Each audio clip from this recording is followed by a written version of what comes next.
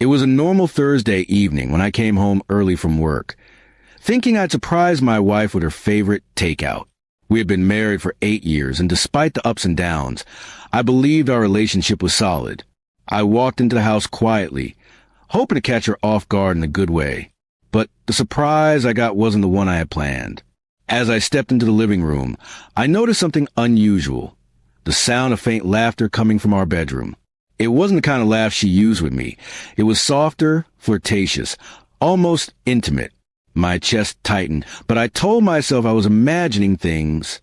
I set the food down and walked toward the door, each step feeling heavier than the last. When I opened the door, my entire world shattered.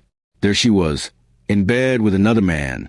For a moment, my mind refused to process what my eyes were seeing. They both froze, their faces instantly pale.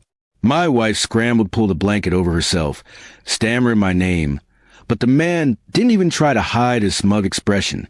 It was like he was daring me to react. I didn't shout, I didn't cry. Something inside me just went cold. I turned around and walked away. She followed me into the hallway, begging me to let her explain. But what explanation could possibly erase what I had just seen?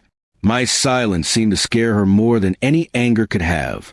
I grabbed my keys, walked out, and drove without a destination in mind, my thoughts spinning in chaos. That night, I didn't go home. I stayed at a cheap motel, staring at the ceiling and replaying the scene over and over. I thought about the years I had given her, the sacrifices I made, and how I had trusted her completely. Every moment we had shared now felt like a lie. I didn't sleep at all. By morning, my decision was clear. When I returned the next day, she was waiting in the kitchen, eyes red and swollen from crying. She started talking the moment I stepped inside, about how it just happened, how she didn't mean to hurt me, how she was confused. I let her speak, but my mind was already elsewhere. The love I once had for her had been replaced by something far colder, finality. I told her I wasn't interested in excuses. I said I would be moving out immediately and that she should consider our marriage over.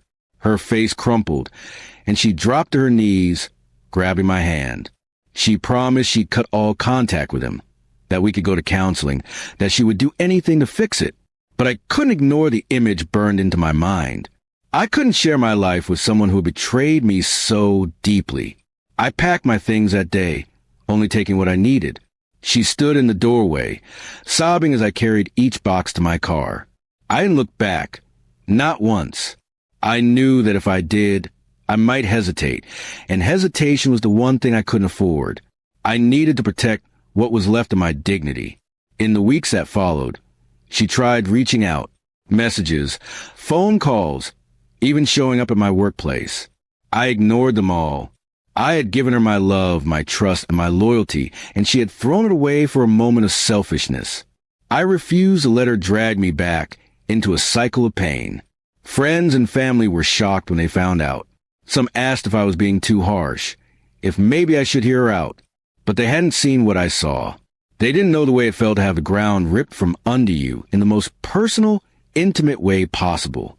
Eventually, I filed for divorce.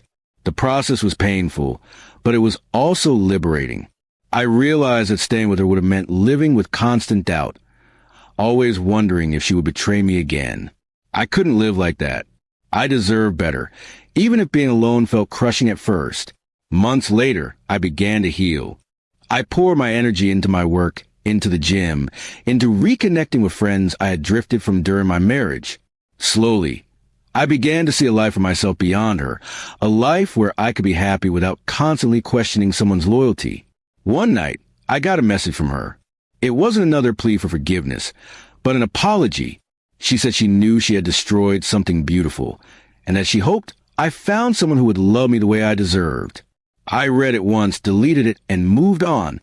Looking back, walking away was the hardest thing I've ever done, but also the smartest. I learned that betrayal doesn't have to define you. Sometimes, the best revenge is simply building a life so good that they're no longer part of it. And that's exactly what I'm doing now.